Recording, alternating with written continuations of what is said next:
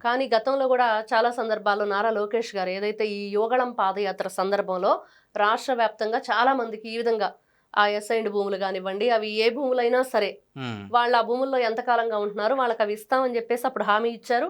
అవి మొన్న ఈ మధ్య నెరవేర్చారు గూడా. అవును. అటు నెల్లూరులో గానివ్వండి, ఇక్కడ గానివ్వండి. ఒక 3 నెలలుగా జరుగుతున్న జరుగుతూనే ప్రాసెస్. ఉంది. హ్మ్. కానీ ఇప్పుడు మళ్ళీ ఇంకా రాష్ట్ర వ్యాప్తంగా గూడా సర్వే నిర్వహించి, ఎవరైతే ఈ విధంగా ఎప్పుడు ఇక్కడి నుంచి బయటికి పొమ్మంటారా? హ్మ్.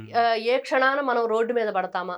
మరి ఈ గూడు గూడా లేకపోతే మా బ్రతుకులేంటి? హ్మ్. అనే ఆ భయంకరమైన సిట్యుయేషన్ నుంచి ఈ రోజున వాళ్ళకి ఒక అపురూపమైన వాళ్ళ జీవితాలకి ఈయన హ్మ్. సాకారం నెరవేరుస్తున్నారు నారా లోకేష్ గారు.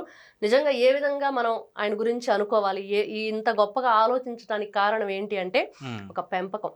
ఓకే. తల్లిదండ్రులు ఏ విధంగా పిల్లల్ని పెంచుతున్నారు, హ్మ్. ఏ విధంగా వాళ్ళకి మంచి విషయాలు చెప్తున్నారంటే, ఈ రోజున ఆయన పుట్టడమే గోల్డెన్ స్పూన్‌తో పుట్టుండొచ్చు. అవును. కాకపోతే కష్టం, పేదవాడి కష్టాన్ని తెలుసుకోవాలంటే ఏం చేయాలి అంటే, హ్మ్. మరి తండ్రి ఏ విధంగా కష్టపడుతున్నాడు రాష్ట్రం కోసం.